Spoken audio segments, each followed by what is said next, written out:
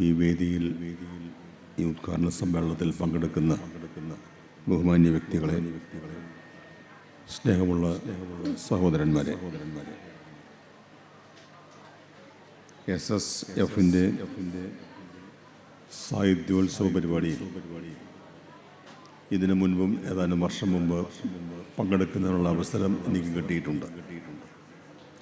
കൃത്യ സ്ഥലം ഓർക്കുന്നില്ലെങ്കിലും മലബാറിൽ എവിടെയായിരുന്നു എന്നറിയാം. ഇപ്പോൾ ഇക്കൊല്ലത്തെ സാഹിത്യോത്സവ സംസ്ഥാന സമ്മേളനത്തിലേക്ക് നിങ്ങൾ നീങ്ങുന്നതിൻ്റെ മുന്നോടിയായി കൊല്ലം ജില്ലാ സമ്മേളനമാണ് ഇവിടെ നടക്കുന്നത്.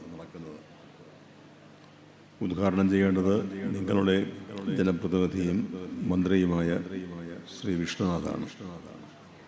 അദ്ദേഹം ഏത് സമയത്തും എത്തിച്ചേരും എന്നാണ് പറഞ്ഞിരിക്കുന്നത്. നിങ്ങളുടെ ഈ പരിപാടിയുടെ നോട്ടീസ് കണ്ടപ്പോൾ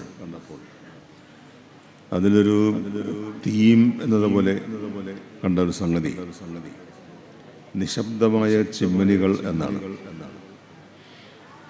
സത്യത്തിൽ അതിൻ്റെ അർത്ഥം എനിക്ക് മനസ്സിലായിട്ടില്ല. അധ്യക്ഷ പ്രസംഗത്തിൽ നിന്ന് മനസ്സിലാക്കാൻ കഴിയും എന്നാണ് എനിക്ക് കരുതിയിരുന്നതെങ്കിലും അതിനു മുമ്പേ തന്നെ എന്നെ പ്രസംഗിക്കാൻ വിളിക്കുകയും ചെയ്തു. ഏതായാലും നമ്മൾ ഈ കാലത്ത്, നമ്മൾ ജീവിക്കുന്ന കാലത്ത് നിശബ്ദരാക്കപ്പെടുന്നവരെ കുറിച്ച് ധാരാളമായി നമുക്ക് സംസാരിക്കേണ്ടി വരുന്നുണ്ട്. നിശബ്ദരാക്കപ്പെടുക എന്ന് പറഞ്ഞാൽ സ്വാഭാവികമായും ശബ്ദം ഇല്ലാത്തവർ, ശബ്ദിക്കാൻ കഴിയാത്തവർ, അടിച്ചമർത്തപ്പെടുന്നവർ, അവരുടെ ശബ്ദം കേൾക്കാൻ ആരുമില്ലാത്ത ഒരു അവസ്ഥ ഉണ്ടാവുന്നു. നമ്മുടെ ശബ്ദം കേൾക്കാൻ ആരുമില്ലാത്തൊരവസ്ഥയിൽ നമ്മുടെ ശബ്ദം ഒരു വിലാപമായി, കരച്ചിലായി ഒക്കെ മാറാറുണ്ട്. അത് നിസ്സഹായതയിൽ നിന്നുണ്ടാകുന്ന അവസ്ഥയാണ്. നിസ്സഹായമായ ആ അവസ്ഥയിൽ ജീവിക്കാൻ അല്ല മനുഷ്യൻ സൃഷ്ടിക്കപ്പെട്ടിരിക്കുന്നതും വിധിക്കപ്പെട്ടിരിക്കുന്നതും. അവന് ശബ്ദമുണ്ട്. ആ ശബ്ദത്തിന് കഴിയുന്നത്ര വ്യാപന ശക്തി കൊടുക്കുന്നതിനുള്ള പരിശ്രമത്തിലാണ് നമ്മളെല്ലാവരും ഏർപ്പെട്ടിരിക്കുന്നത്. പക്ഷേ നിർഭാഗ്യവശാൽ ലോകത്തിൻ്റെ പല ഭാഗങ്ങളിലും നമ്മളിന്ന് കണ്ടുകൊണ്ടിരിക്കുന്നത് അല്ലെങ്കിൽ കേട്ടുകൊണ്ടിരിക്കുന്നത് അത്തരം അർത്ഥപൂർണമായ ശബ്ദമല്ല, മറിച്ച് നിസ്സഹായതയുടെ വിലാപമാണ്. അത് ഗാസയിൽ ആണെങ്കിലും ഇറാനിൽ ആണെങ്കിലും ലോകത്തിൻ്റെ മറ്റ് നിരവധിയായ പ്രദേശങ്ങളിൽ ആണെങ്കിലും മനുഷ്യൻ്റെ നിസ്സഹായതയാണ് നമ്മെപ്പോലെയുള്ള മനുഷ്യരെ സ്നേഹിക്കാൻ പഠിച്ചിട്ടുള്ള അലട്ടിക്കൊണ്ടിരിക്കുന്നത്. നമുക്ക് മനുഷ്യനെ സ്നേഹിക്കുക എന്ന് പറഞ്ഞാൽ അതിൻ്റെ അർത്ഥതലങ്ങളൊക്കെ വളരെ വലുതാണ്. മനുഷ്യൻ ആണ് ഈ പ്രപഞ്ചത്തിലെ ഏറ്റവും വിസ്മയം ഉളവാക്കുന്ന സൃഷ്ടി എന്ന് ഇപ്പോൾ ഞാൻ പറയുന്നതല്ല. അതൊരു 2500 കൊല്ലങ്ങൾക്ക് മുമ്പ് ഗ്രീസിലെ പ്രസിദ്ധ നാടകകർത്തായിരുന്ന സോഫോക്ലീസ് മുതൽ ഷേക്സ്പിയർ വരെ, അതിനുശേഷം കുറെ കൂടി സമീപകാലത്തേക്ക് വന്നാൽ മാക്സിം ഗോർക്കി വരെ പറഞ്ഞിട്ടുണ്ട്. അല്ലാതെയും നമുക്ക് ആ കാര്യം അറിയാം. പക്ഷേ ആ മനുഷ്യൻ പ്രപഞ്ചത്തിലെ ഒരു വിസ്മയ സൃഷ്ടി എന്ന് വിശേഷിപ്പിക്കപ്പെടുന്ന മനുഷ്യൻ എവിടെയും അടിച്ചമർത്തലുകൾക്ക് വിധേയരാകുന്ന ദുഃഖകരമായ കാഴ്ചയിൽ നമ്മൾ കാണുന്നു. അതുകൊണ്ടാണ് ശബ്ദമില്ലാത്തവർ എന്ന് പറഞ്ഞാൽ ശബ്ദിക്കാൻ കഴിയാത്തവരാണ്. അവർക്ക് ശബ്ദമില്ലാഞ്ഞിട്ടല്ല, ശബ്ദിക്കാൻ കഴിയുന്നില്ല.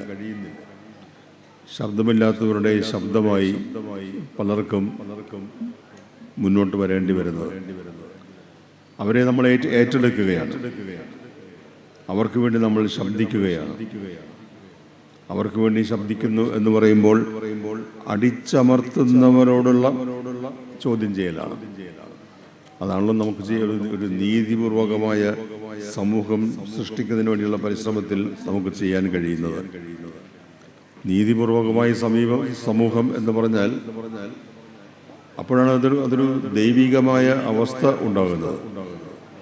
നമ്മൾ നീതി അല്ലെങ്കിൽ നീതിമാൻ എന്നൊക്കെ പറയുമ്പോൾ അതിൻ്റെ പരിപൂർണതയിൽ നമ്മൾ മനസ്സിൽ സങ്കല്പിക്കുന്നത് ദൈവമാണ്, സൃഷ്ടാവാണ്. ആ സൃഷ്ടാവിൻ്റെ ഇംഗിതത്തിന് അല്ലെങ്കിൽ പദ്ധതിക്ക്, പരിപാടിക്ക് ഒത്ത രീതിയിൽ ഉള്ള ഒരു സമൂഹത്തെ സൃഷ്ടിക്കുന്നതിന് ഉള്ള ബാധ്യത നമുക്കുണ്ടെങ്കിൽ അത് നീതിപൂർവകമായ ഒരു സമൂഹമായിരിക്കണം. ആ നീതി നിഷേധിക്കപ്പെടുന്ന സാഹചര്യം അത് നമുക്ക് എങ്ങോട്ട് തിരിഞ്ഞു നോക്കിയാലും നമ്മുടെ ചുറ്റും അത് കാണാൻ കഴിയും. നീതി നിഷേധത്തിൻ്റെതായ അവസ്ഥ. നീതിയെക്കുറിച്ച് പലരും സംസാരിക്കുന്നുണ്ട്. നമ്മുടെ ഭരണഘടനയിലും അക്കാര്യം പറയുന്നുണ്ട്. ജസ്റ്റിസ് എന്ന ആ വാക്ക് അതിൻ്റെയും ഈ അർത്ഥവ്യാപ്തി വളരെ വലുതാണ്. ആ നീതി അത് ഭരണഘടന, നിയമങ്ങൾ, അങ്ങനെ പലരും നമ്മുടെ ഭരണഘടനയുടെ പ്രിയാമ്പിളിൽ തന്നെ ആമുഖത്തിൽ ജസ്റ്റിസ് എന്ന വാക്ക് അതിന് പല തരത്തിലുള്ള വിശദീകരണവും നൽകുന്നുണ്ട്. ഏറ്റവും പ്രധാനപ്പെട്ടത് സോഷ്യൽ ജസ്റ്റിസ് തന്നെയാണ്, സാമൂഹ്യ നീതി. എക്കണോമിക് ജസ്റ്റിസിനെ കുറിച്ച് പറയുന്നുണ്ട്, പൊളിറ്റിക്കൽ ജസ്റ്റിസിനെ കുറിച്ച് പറയുന്നുണ്ട്. ഈ എല്ലാ നീതിയും നിഷേധിക്കപ്പെടുന്ന ഒരു അവസ്ഥയിൽ നമ്മൾ എത്തി നിൽക്കുകയാണ്. നമ്മളിപ്പോൾ പൊളിറ്റിക്കൽ ജസ്റ്റിസ് അല്ലെങ്കിൽ രാഷ്ട്രീയ നീതി എന്ന് പറഞ്ഞാൽ നമുക്ക് നമ്മുടെ ഭാഗധേയം, നമ്മുടെ ഭരണ സംവിധാനം അത് തിരഞ്ഞെടുക്കുന്നതിനുള്ള അവകാശമുണ്ട്. അതിൽ പാർട്ടിസിപ്പേറ്റ് ചെയ്യുന്നതിന്, പങ്കാളികളാകുന്നതിനുള്ള അവകാശമുണ്ട്. പക്ഷെ ഇന്ന് നമ്മൾ ജീവിക്കുന്ന ഈ കാലത്ത് നമ്മുടെ രാജ്യത്ത് എന്താണ് സംഭവിച്ചുകൊണ്ടിരിക്കുന്നത്? ഇവിടെ പൗരത്വം എന്നതുപോലും സംശയാസ്പദമായിരിക്കുന്ന കാലമാണ്. പൗരത്വം എന്ന് പറഞ്ഞാൽ എന്ത് എന്ന ചോദ്യം ഇപ്പോൾ ഉണ്ടായിരിക്കുകയാണ്. പാസ്പോർട്ട് എന്ന് പറഞ്ഞാൽ പൗരത്വവുമായി ബന്ധപ്പെടുത്തിയാണ് നമ്മളിതുവരെ മനസ്സിലാക്കിയിരുന്നത്.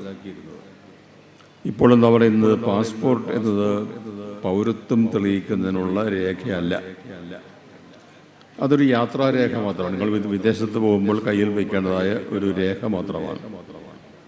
എന്ന് വെച്ചാൽ സ്വന്തം നാട്ടിൽ, സ്വന്തം ദേശത്ത് ആ പാസ്പോർട്ടിന് ഒരു വിലയുമില്ല എന്നാണ് അതിൻ്റെ അർത്ഥം. ഇവിടെ നമുക്ക് പാസ്പോർട്ടിൻ്റെ ആവശ്യമില്ലല്ലോ. അവൾ പൗരത്വം ഉണ്ടെങ്കിലേ പാസ്പോർട്ടുള്ളൂ. പക്ഷെ പാസ്പോർട്ട് ഉള്ളത് കൊണ്ട് പൗരത്വം തെളിയിക്കാൻ കഴിയുകയില്ല.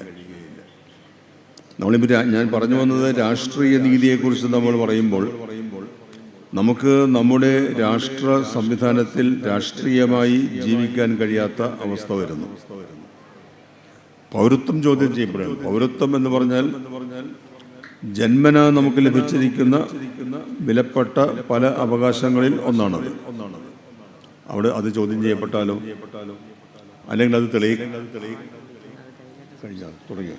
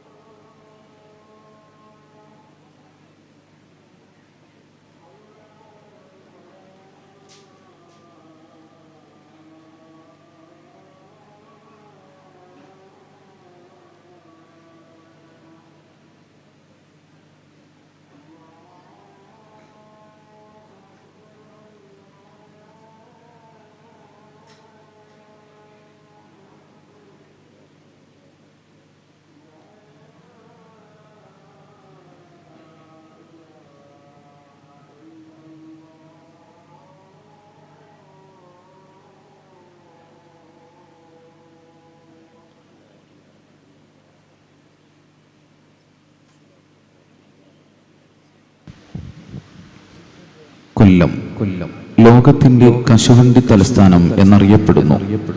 ഇന്ത്യയിലേക്ക് പോർച്ചുഗീസുകാർ കൊണ്ടുവന്ന കശുവണ്ടി പിന്നീട് കൊല്ലത്തിന്റെ പ്രധാന വ്യവസായവും വിദേശ നാണ്യ വരുമാനത്തിന്റെ സ്രോതസ്സുമായി മാറി. മലബാർ തീരത്തെ ഏറ്റവും പഴക്കം ചെന്ന തുറമുഖങ്ങളിലൊന്നായ കൊല്ലം ഒരു കാലത്ത് അന്താരാഷ്ട്ര സുഗന്ധവിജ്ഞാന വ്യാപാരത്തിന്റെ തുറമുഖമായിരുന്നു. ഇവിടെ വർഷം തോറും വലിയ അളവിൽ കശുവണ്ടി കയറ്റുമതി നടന്നുപോന്നു. ജില്ല പ്രധാനമായും കശുവണ്ടി സംസ്കാരത്തിലാണ് ശ്രദ്ധ കേന്ദ്രീകരിക്കുന്നത്. കൊല്ലത്തെ ഗ്രാമീണ ജനതയ്ക്ക് ഇത് ധാരാളം തൊഴിൽ നൽകുന്നു. തദ്ദേശീയമായ ലഭ്യത കുറവായതിനാൽ കേരളത്തിലെ മറ്റ് വടക്കൻ ജില്ലകളിൽ നിന്നും ആഫ്രിക്കൻ രാജ്യങ്ങളിൽ നിന്നും തോട്ടണ്ടി അസംസ്കൃത കശുവണ്ടി ഇറക്കുമതി ചെയ്താണ് ഇവിടെ സംസ്കരിക്കുന്നത്. എന്നാൽ കശുവണ്ടിയുടെ തൊഴിൽ വഴികൾ, വിളക്ക് കൊളുത്തിയ ചിമ്മിനികൾ ഇന്ന് നിശബ്ദമാണ്. അവിടെ ഹൃദയങ്ങൾ പുകയുന്നു.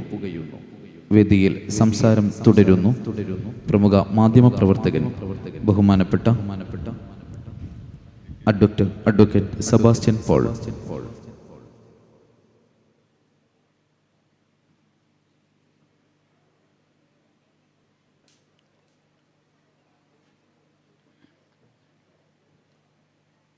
ഞാൻ പറഞ്ഞു വന്നത് നീതിയെക്കുറിച്ചാണ്. ഈ നീതി എന്നത് നമ്മുടെ ഭരണഘടനയുടെ പ്രിയാമ്പിളിൽ ആമുഖത്തിൽ 3 തരം നീതിയെക്കുറിച്ചാണ് പരാമർശിക്കുന്നത്. ഒന്ന് സാമൂഹിക നീതിയാണ്, നമുക്ക് കൂടുതൽ കേട്ടുപരിചയമുള്ളതും അതുതന്നെയാണ്, സോഷ്യൽ ജസ്റ്റിസ്. മറ്റൊന്ന് സാമ്പത്തിക നീതിയാണ്. സാമ്പത്തികമായ ചൂഷണം ഇല്ലാതെ, വരുമാനത്തിൽ വലിയ തോതിലുള്ള അന്തരമില്ലാതെ ന്യായമായി ജീവിക്കാൻ കഴിയുന്ന അവസ്ഥ ഉണ്ടാകണം. മറ്റൊന്ന് രാഷ്ട്രീയ നീതിയാണ്. ആ രാഷ്ട്രീയ നീതിയിൽ ഇപ്പോൾ ഒരു ഇന്ത്യൻ പൗരൻ അനുഭവിക്കുന്ന ബുദ്ധിമുട്ടുകളെ കുറിച്ചാണ് ഞാൻ പറഞ്ഞുകൊണ്ടിരുന്നത്. നമ്മൾ ഇന്ത്യൻ പൗരൻ എന്ന് പറയുന്നത് ശരിയാണോ എന്ന് പോലെ ഇപ്പോൾ സംശയം വന്നിരിക്കുകയാണ്.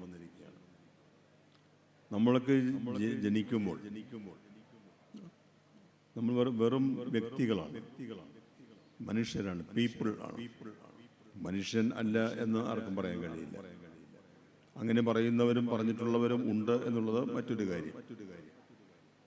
കാരണം അമേരിക്കയിൽ വലിയ ആഘോഷം കഴിഞ്ഞ ആഴ്ച നടന്നത് അവരുടെ സ്വാതന്ത്ര്യ പ്രഖ്യാപനത്തിൻ്റെ സ്വാതന്ത്ര്യ പ്രഖ്യാപനം നടത്തിയതിൻ്റെ 250-ാം വർഷം ആയിരുന്നു. 250 വർഷമായി. അതിൽ തോമസ് ജെഫേഴ്സൺ ആണ് അത് എഴുതിയത്. അതിൽ പറഞ്ഞിരിക്കുന്ന പ്രധാനപ്പെട്ട കാര്യം all men are created equal എന്നാണ്. എല്ലാ മനുഷ്യരും, മെൻ എന്ന് പറയുമ്പോൾ നമ്മൾ മനുഷ്യർ എന്നാണല്ലോ കരുതുന്നത്, എല്ലാ മനുഷ്യരും തുല്യരായി സൃഷ്ടിക്കപ്പെട്ടിരിക്കുന്നു എന്നാണ്. അത് ദുർവ്യാഖ്യാനം ചെയ്ത് മെൻ എന്ന് പറഞ്ഞാൽ അതിൽ സ്ത്രീകൾ ഉൾപ്പെടുന്നില്ല, അവർക്ക് അവകാശങ്ങളില്ല, വോട്ടവകാശം പോലും ഇല്ല.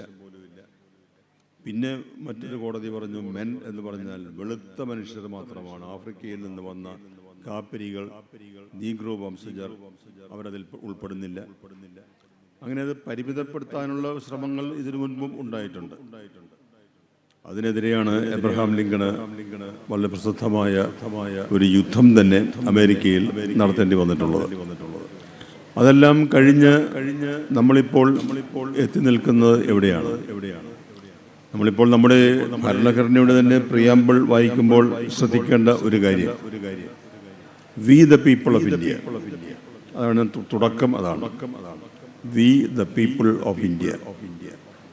ഇന്ത്യയിലെ ജനങ്ങളായ നമ്മൾ, അല്ലെങ്കിൽ ഭാരതത്തിലെ ജനങ്ങളായ നമ്മൾ എന്നാണുള്ളത്. അപ്പോൾ അവിടെ നമ്മളെല്ലാവരും ജനങ്ങളാണ്, ജനമാണ്. ആ ജനത്തെ പൗരൻ എന്ന അവസ്ഥയിലേക്ക് ഉയർത്തിയത് നമ്മുടെ ഭരണഘടനയാണ്. പൗരൻ എന്ന് പറയുമ്പോൾ അതിവിശിഷ്ടമായ അവകാശങ്ങൾ അനുഭവിക്കാൻ അർഹതയുള്ള ഒരു വിഭാഗമായി മാറിയിരിക്കുന്നു.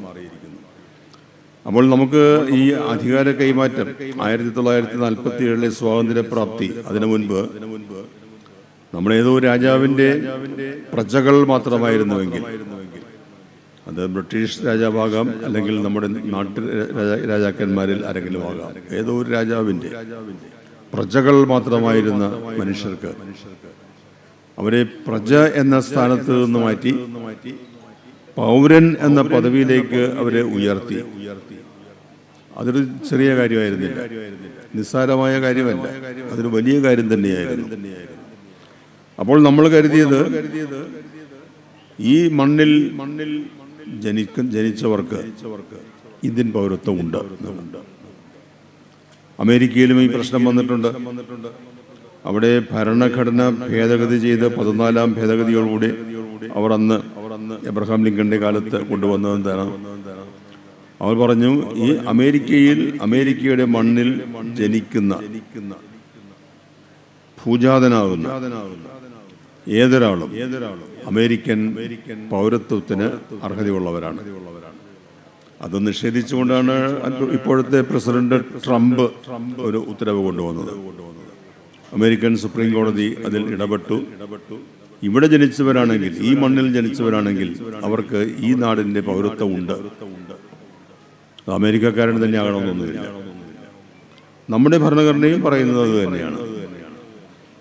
അപ്പോൾ ഈ ഭൂജാതനാകുക എന്ന് പറഞ്ഞാൽ അതിനൊരു വലിയ, ഈ ഭൂമിയിൽ ജാതനാകുക അതിൻ്റെ അർത്ഥം അതാണ്. അങ്ങനെയുള്ളവരോട് തെളിവ് ഹാജരാക്കാൻ പറഞ്ഞാൽ അവിടെ ചില പ്രശ്നങ്ങളൊക്കെ ഉണ്ട്. തെളിവ് എന്ന് പറയുമ്പോൾ ആന്ധ്രയിലെ യൂണിവേഴ്സിറ്റിയിലെ ഒരു വിദ്യാർത്ഥി, ദളിത് വിദ്യാർത്ഥി രോഹിത് വെമുല ആത്മഹത്യ ചെയ്തതൊക്കെ നമുക്ക് ഓർമ്മയുണ്ട്.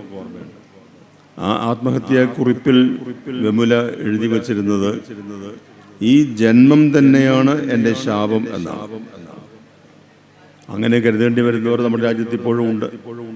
സ്വന്തം ജന്മം ശാപമായി കരുതേണ്ടി വരുന്നവർ, അതിൻ്റെ അടിസ്ഥാനത്തിൽ അവസാനിപ്പിക്കാൻ ശ്രമിക്കുന്നവർ. പക്ഷെ നമ്മുടെ ജന്മം, ഈ മണ്ണിലെ ജന്മം, അതൊരു അനുഗ്രഹമായി കാണുന്നവരാണ്. നമുക്ക് ധാരാളം അവകാശങ്ങൾ അവിടെ ലഭിക്കുന്നുണ്ട്. ആ അവകാശങ്ങൾ നിഷേധിക്കുന്നതിനുള്ള പരിശ്രമം ഒരു വശത്ത് നടക്കുന്നു. ഇപ്പോൾ മലയാളിയായ ഒരു പത്രാധിപർ, എഡിറ്റർ ആർ രാജഗോപാലിനുണ്ടായ അനുഭവം നമുക്കറിയാമല്ലോ. അയാൾ തിരുവനന്തപുരത്തുകാരനാണ്. കൽക്കട്ടയിൽ കഴിഞ്ഞ 30 വർഷമായി താമസിക്കുന്നു. കൽക്കട്ടയിൽ നിന്നിറങ്ങുന്ന പ്രസിദ്ധമായ ഒരു ഇംഗ്ലീഷ് ദിനപത്രത്തിന്റെ എഡിറ്ററാണ്, ടെലഗ്രാഫ് പത്രത്തിന്റെ. പക്ഷെ അദ്ദേഹത്തിന്റെ മകളുടെ വിവാഹത്തിൽ പങ്കെടുക്കുന്നതിന് വേണ്ടി അമേരിക്കയിലേക്ക് പോകുന്നതിന് പാസ്പോർട്ട് പുതുക്കാൻ കൊടുത്തപ്പോൾ പുതുക്കി കിട്ടിയില്ല. എന്താ കാരണം എന്ന് ചോദിച്ചപ്പോൾ വോട്ടർ പട്ടികയിൽ പേരില്ലാത്തത് കൊണ്ട് പാസ്പോർട്ട് പുതുക്കി തരാൻ കഴിയില്ല എന്ന് പറഞ്ഞു. വോട്ടർ പട്ടികയിൽ എങ്ങനെ പേരില്ലാതായ 30 വർഷമായി നിരവധി തെരഞ്ഞെടുപ്പുകളിൽ അവിടെ വോട്ട് ചെയ്തിട്ടുള്ള ആളാണ് ഈ രാജഗോപാൽ. വോട്ടർ പട്ടികയിൽ പേരില്ല. കാരണം ഒരു വോട്ടർ പട്ടികയുടെ ശുദ്ധീകരണം ഇതിനിടയ്ക്ക് നടന്നു. SIR എന്നറിയപ്പെടുന്ന ഒരു സംശുദ്ധീകരണം. നമ്മളിപ്പോൾ ഈ ഹോളോ അല്ലെങ്കിൽ മുറിയോ ഈ മുറ്റമോ ഒക്കെ വൃത്തിയാക്കുമ്പോൾ, വൃത്തിയാക്കുമ്പോൾ ആവശ്യമില്ല എന്ന് തോന്നുന്നതൊക്കെ തൂത്ത് പുറത്ത് കളയും, അല്ലെങ്കിൽ തീയിട്ട് നശിപ്പിച്ചു കളയും. എന്നതുപോലെ ചിലരെയൊന്നും ഈ റിപ്പബ്ലിക്കിന് ആവശ്യമില്ല. അവർ അനഭിമതരായി മാറുകയാണ്. അനഭിമതരായി മാറുന്നവരെ ഈ രീതിയിൽ വോട്ടർ പട്ടികയിൽ നിന്ന് നീക്കം ചെയ്യും. വോട്ടർ പട്ടികയിൽ പേരില്ലാത്തത് കൊണ്ട് അവർക്ക് പാസ്പോർട്ട് നിഷേധിക്കപ്പെടും. പാസ്പോർട്ട് ഇല്ലാത്തത് കൊണ്ട് മറ്റ് പലതും നിഷേധിക്കപ്പെടും. അങ്ങനെയുള്ള ഒരു അവസ്ഥയിലേക്ക് കാര്യങ്ങൾ നീങ്ങുമ്പോൾ നമ്മൾ അതിനെയൊക്കെ എതിർക്കുന്നത് വളരെ മൗലികമായ അടിസ്ഥാനപരമായ ഒരു വിഷയത്തിൻ്റെ പേരിലാണ്. അത് ഞാൻ പറഞ്ഞത് നീതി എന്ന വാക്കിനെ കുറിച്ച് പറയുമ്പോൾ അതിന് നമുക്കൊരു മതപരമായോ ദൈവികമായോ ആത്മീയതയിലോ ഊന്നിയോ ഒക്കെ നീതി എന്ന പദത്തെ നമുക്ക് വ്യാഖ്യാനിക്കാം.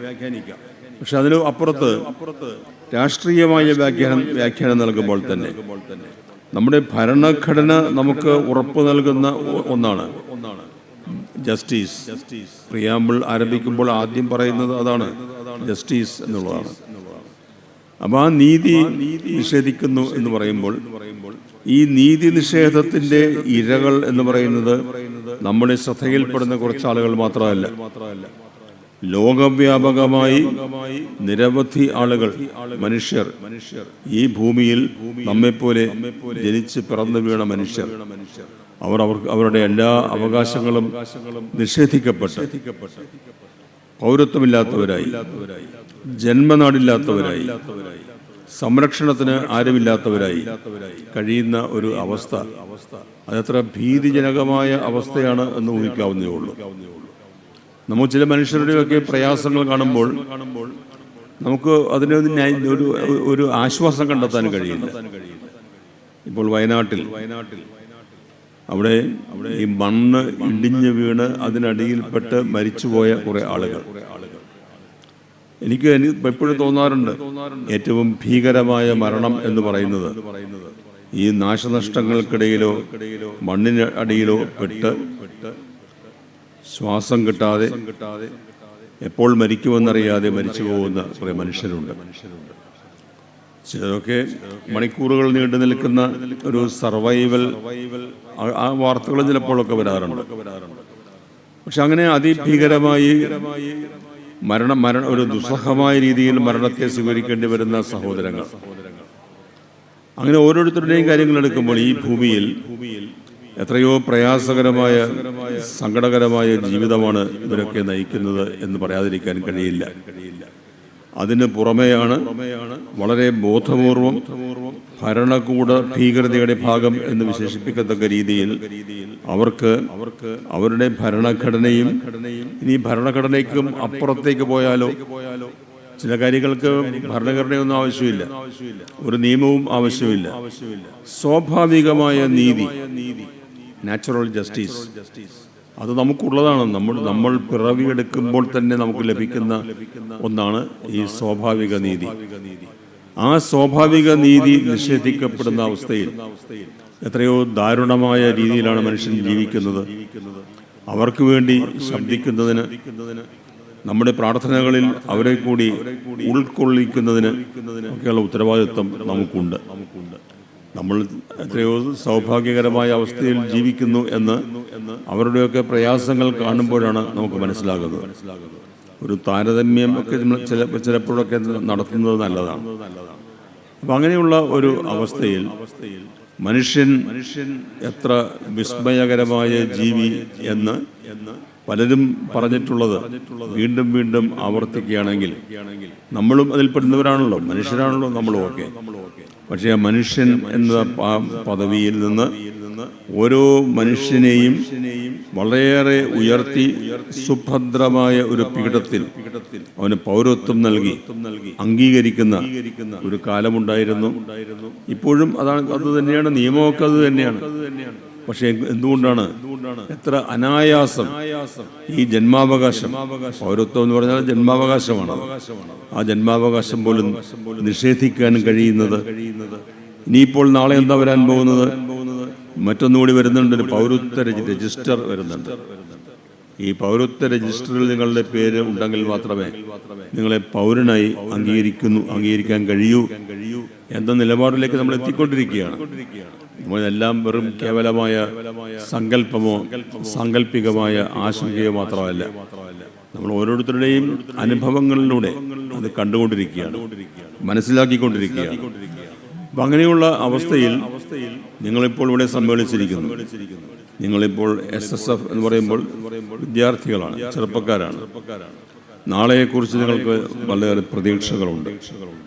അത് നിങ്ങളുടെ സ്വന്തം ജീവിതത്തെ മാത്രം കേന്ദ്രീകരിച്ചുള്ള ഒരു പ്രതീക്ഷ എന്നതിനപ്പുറം ഈ രീതിയിൽ നമ്മൾ ജീവിക്കുന്ന ഈ ഭൂമി, ഈ ലോകം, അത് കുറെ കൂടി ഒരു നല്ല എന്ന വാക്കിന് അർത്ഥമുണ്ടല്ലോ, നല്ല ലോകമാക്കി മാറ്റുന്നതിന്, അതിനുള്ള പരിശ്രമത്തിൽ ഏർപ്പെടുന്നതിന് വേണ്ടി കൂടിയായിരിക്കണം നിങ്ങളുടെ എല്ലാ പ്രവർത്തനങ്ങളും, എല്ലാ പ്രാർത്ഥനയും. അങ്ങനെയുള്ള ലോകം എന്ന് പറയുമ്പോൾ ഏറ്റവും വിശിഷ്ടമായ, അഭികാമ്യമായ, സ്വീകാര്യമായ ലോകം ഏത് എന്ന് ചോദിച്ചാൽ ഞാൻ പറയും അത് നീതിപൂർവകമായ വ്യവസ്ഥിതി നിലനിൽക്കുന്ന ലോകമാണ്. അതാണ് നീതി എന്ന വാക്കിൻ്റെ പ്രാധാന്യം അത്ര വലുതാണ്. ചരിത്രത്തിൽ വിപ്ലവങ്ങൾ ഉണ്ടായിട്ടുള്ളത്, ഫ്രഞ്ച് വിപ്ലവം ഉൾപ്പെടെ എല്ലാം ഉണ്ടായിട്ടുള്ളത് നീതി നിഷേധിക്കപ്പെടുന്ന മനുഷ്യരുടെ രോദനത്തിൽ നിന്നാണ്. അപ്പോൾ അവർക്ക് വേണ്ടിയുള്ള ഒരു സമർപ്പിതമായ പ്രാർത്ഥന ആയിരിക്കട്ടെ നിങ്ങളുടെ പ്രവർത്തനം എന്ന ആശംസയോടെ നിങ്ങളുടെ ഈ രണ്ട് ദിവസത്തെ പരിപാടികൾ അത് പ്രയോജനകരമെന്ന് പറയുമ്പോൾ ഒരു സർഗാത്മകമായ എക്സർസൈസാണ് ഇവിടെ നടക്കുന്നത്. നിങ്ങളിൽ പലതരത്തിലുള്ള കഴിവുകളുള്ളവരാണ് നിങ്ങൾ. നമ്മൾ സൂക്ഷ്മമായി നിരീക്ഷിക്കുമ്പോൾ യാതൊരു കഴിവ് നൽകാതെ നമ്മുടെ സ്രഷ്ടാവ് ആരെയും ഈ ഭൂമിയിൽ സൃഷ്ടിക്കുന്നില്ല എന്ന് കാണാൻ കഴിയും. എന്താണ് കഴിവ് എന്ന് തിരിച്ചറിയേണ്ടത് നമ്മുടെ ഉത്തരവാദിത്വമാണ്. ആ ഉത്തരവാദിത്വം നമ്മൾ നിറവേറ്റുമ്പോൾ നമ്മൾ ആരാണ്, നമ്മൾ എന്തിനു വേണ്ടിയാണ് നിയോഗിക്കപ്പെട്ടിരിക്കുന്നത്, നമ്മുടെ നിയോഗം എന്താണ് എന്ന തിരിച്ചറിവ് നമുക്കുണ്ടാവും. ആ അറിവ് അതിൻ്റെ അടിസ്ഥാനത്തിൽ നമ്മൾ ജീവിതത്തെ കരുപ്പിടിപ്പിച്ച് മൂല്യവത്താക്കി മുന്നോട്ട് കൊണ്ടുപോകുമ്പോൾ ആ ജീവിതം എല്ലാവർക്കും, ഞാൻ നേരത്തെ സൂചിപ്പിച്ച ആ നീതി നിഷേധത്തിൻ്റെ ഇരകൾ ആക്കപ്പെടുന്നവർ ഉൾപ്പെടെ എല്ലാവർക്കും അവകാശപ്പെടുന്ന ഒന്നായി മാറി. നമ്മുടെ ജീവിതം നമുക്ക് മാത്രം അവകാശപ്പെട്ട ഒന്നല്ലല്ലോ. അങ്ങനെയുള്ള അതിമനോഹരമായ ഒരു ജീവിത മുഹൂർത്തങ്ങൾ സൃഷ്ടിക്കുന്നതിന് ഈ പരിപാടിക്ക് സാധിക്കട്ടെ എന്ന ആശംസയോടെ ഈ സമ്മേളനത്തിന് എല്ലാ ആശംസകളും നേർന്നുകൊണ്ട് ഞാൻ എൻ്റെ വാക്കുകൾ ചുരുക്കുന്നു. സംസാരം സയ്യിദ് ആഷിഖ് മുസ്തഫ, സെക്രട്ടറി SYS കൊല്ലം.